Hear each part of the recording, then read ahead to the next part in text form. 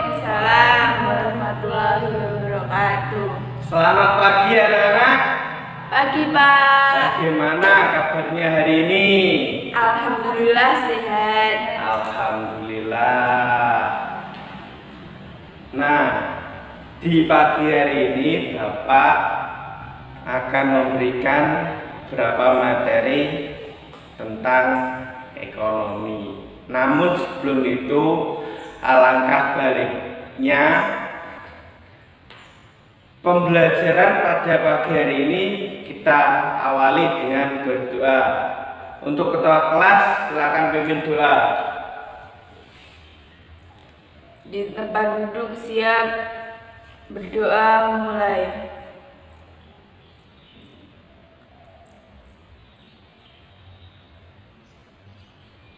Berdoa selesai. Beri hormat. Selamat pagi Pak. Selamat pagi anak-anak. Nah, sebelumnya kalian sudah tahu kan kondisi negara kita saat ini sedang diterpa apa? Sudah loh? Pandemi COVID-19. Oke. Nah, sesuai instruksi pemerintah, di mana di sini kita semua harus menjaga kebersihan, yaitu dengan cara selalu mencuci tangan menggunakan sabun dan menggunakan air yang mengalir. Karena menjaga kebersihan itu sendiri merupakan sebagian dari Iman. Terus. Nah, lanjut ke materi kita, yaitu melanjutkan materi yang minggu kemarin, yaitu tentang pasar. Kali ini Bapak akan menjelaskan yaitu tentang pasar oligopoli. Nah, apa sih yang dimaksud dengan pasar oligopoli itu sendiri? Nah, jadi pasar oligopoli merupakan sebuah pasar yang di dalamnya terdapat produsen atau penjual yang melayani banyak konsumen atau pembeli di dalam pasar tersebut. Nah, jadi pasar oligopoli itu merupakan sebuah pasar atau yang merupakan sebuah pasar yang merupakan pasar persaingan yang tidak sempurna. Kenapa kok demikian?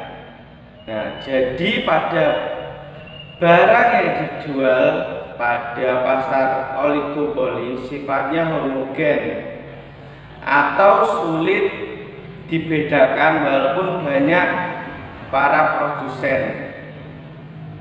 Nah, dalam hal ini pasar oligopoli biasanya didominasi lebih dari 2 produsen, namun tidak lebih dari 10 produsen.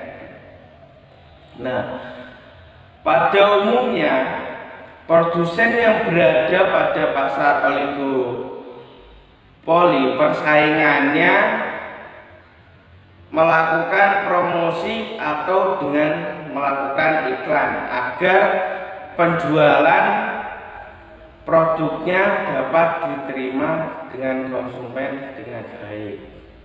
Nah, persaingan pasar oligopoli berpengaruh sekali dalam harga produk yang akan dijual.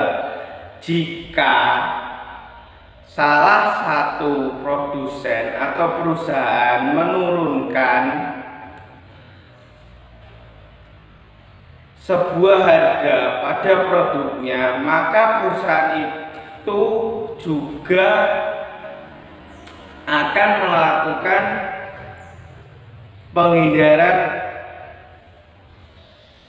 melakukan penurunan harga agar tidak kehilangan konsumen. Paham sampai di sini? Paham. Nah, untuk contoh-contoh dari pasar oligopoli itu sendiri salah satunya yaitu perusahaan mobil, perusahaan motor, perusahaan semen, dan perusahaan-perusahaan lainnya. Gimana? Paham sampai di sini? Paham.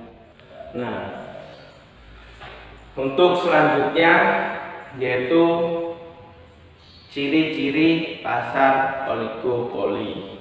Nah, jadi di dalam pasar oligopoli itu terdapat beberapa ciri-ciri, yaitu yang pertama ada satu pada pasar ini terdapat lebih dari 2 produsen, namun tidak lebih dari 10 produsen. Nah, yang kedua, jenis produk yang dijual bersifat homogen. Paham? Nah, yang ketiga, dalam hal ini kebijakan produsen utama yang menguasai pasar biasanya mempunyai pengaruh besar dalam kebijakan produsen lainnya. Yang keempat, produsen atau penjual baru sangat sulit dalam menguasai pasar ini dikarenakan biasanya karena para produsen yang lama akan memainkan harga dalam menarik konsumen. Yang terakhir yaitu ciri-cirinya harus melakukan strategi promosi atau pengiklanan untuk menarik konsumen. Nah, selanjutnya sistem harga. Nah, pada sistem harga ini beberapa sistem harga pada pasar oligopoli di antaranya seperti berikut. Yang pertama, pada kasus diferensi yang cukup kuat dan menganggap kurs permintaan itu rendah sehingga kuantitas barang itu akan naik dan harga akan naik pula. Gimana, paham? Paham. Untuk selanjutnya yang kedua yaitu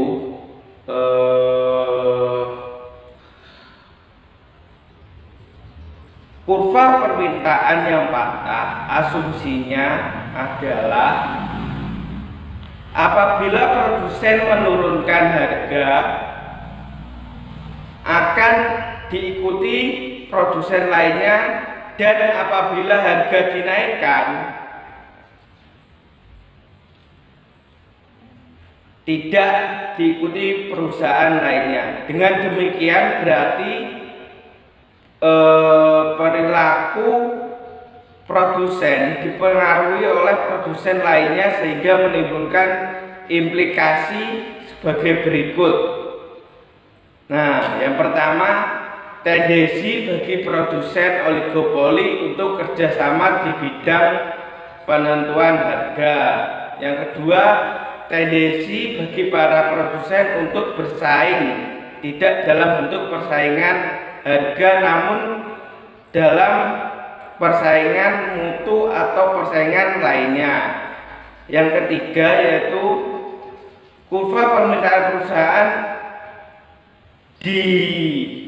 misalkan berapa persen tertentu, misalnya 30% dari kurva permintaan pasar tersebut. Nah, untuk peranan pasar oligopoli sendiri, yaitu mendorong terjadinya diversifikasi produk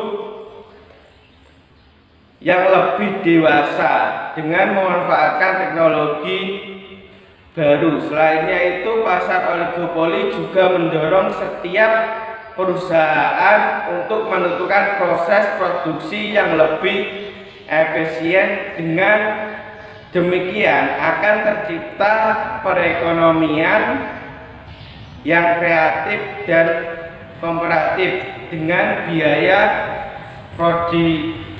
produksi yang efisien. Nah, demikian pemaparan materi dari Bapak. Untuk selanjutnya, Bapak akan memberikan contoh soal kepada anak-anak. Namun sebelumnya Bapak akan membagi beberapa kelompok. Nah, anak-anak silakan membentuk kelompok dulu. Sudah, Pak. Sudah? Sudah. Nah, sekarang Bapak akan membacakan soalnya. Nah, di sini Bapak akan membacakan soalnya. Yang soalnya yaitu pasar oligopoli dalam bentuk jasa di Indonesia pada industri penerbangan. Terdapat maskapai Garuda, Merpati, Lita, Buruk, Malanda, Lion, Adam Air, dan lainnya. Nah, pada industri jasa penerbangan yang menjadi saat ini, para oligopolis cenderung bersaing dalam hal harga. Kalian dapat melihat bagaimana ramainya peran tarik antar maskapai penerbangan. Nah, dari pernyataan ini, anak-anak coba berikan analisis dan pendapat anak-anak, langkah apa yang dilakukan untuk membedakan produk satu perusahaan dengan perusahaan lainnya. Jadi dari beberapa jenis maskapai tadi, bagaimana cara membedakan produknya. Nah, di sini Bapak akan memberikan waktu 5 menit kepada anak-anak untuk menjawab pertanyaan dari Bapak. Silakan.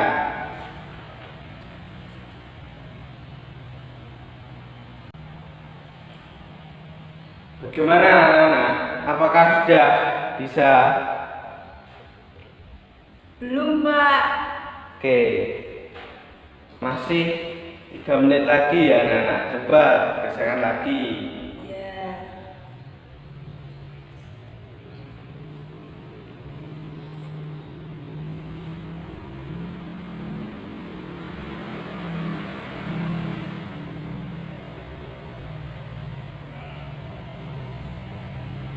Sudah, Pak.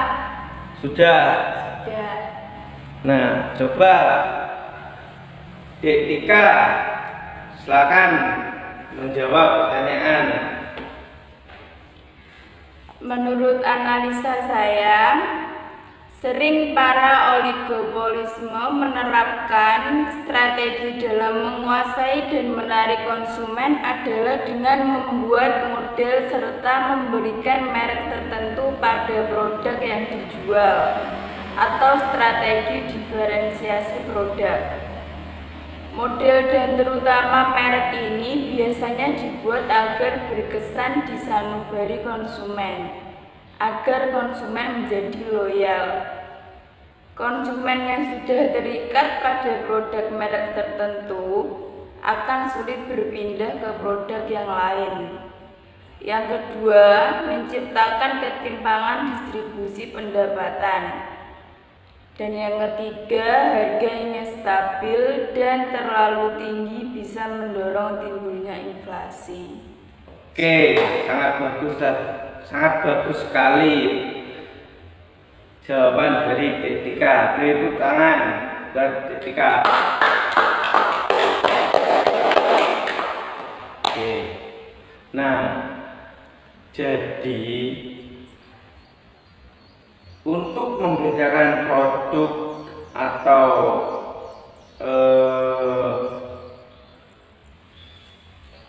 produk dari beberapa maskapai, jadi di sini perlu melihat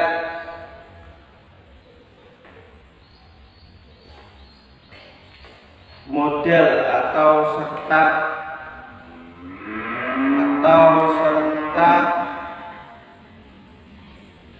kebaikan atau yang terdapat dalam maskapai itu sendiri. Nah, jadi dalam memilih produk dalam pasar oligopoli itu perlu menggunakan analisa yang sangat baik pula. Nah, jadi dalam pembelajaran pada pagi hari ini kita sudah banyak mempelajari tentang pasar oligopoli. Nah, mungkin itu tadi pembelajaran pada pagi hari ini. Sebelumnya kita melakukan resum. Nah, yang pertama tadi kita mempelajari tentang apa, anak-anak? Pengertian pasar oligopoli. Nah, pengertian pasar oligopoli. Yang kedua, Contoh pasar. yang ketiga, Ciri-ciri pasar oligopoli. selanjutnya yang terakhir tadi ada apa? Sistem harga pasar dan peran pasar Oke, oligopoli. bagus. Nah, sebelum kita mengakhiri pembelajaran pada siang hari ini, Bapak akan mengingatkan lagi seberapa pentingnya kita menjaga kebersihan. Jadi kita harus selalu menjaga kebersihan kita agar terhindar dari yang namanya COVID-19. Nah, untuk mengakhiri pembelajaran pada siang hari ini, marilah kita berdoa menurut agama dan kepercayaan kita masing-masing. Untuk ketua kelas, silakan memimpin doa. Di tempat duduk siap. Berdoa mulai.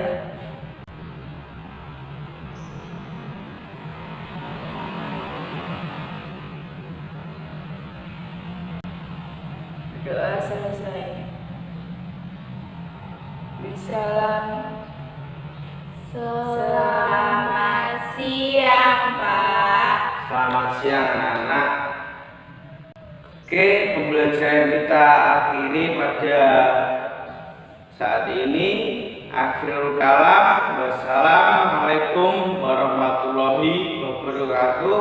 Waalaikumsalam warahmatullahi wabarakatuh. See you.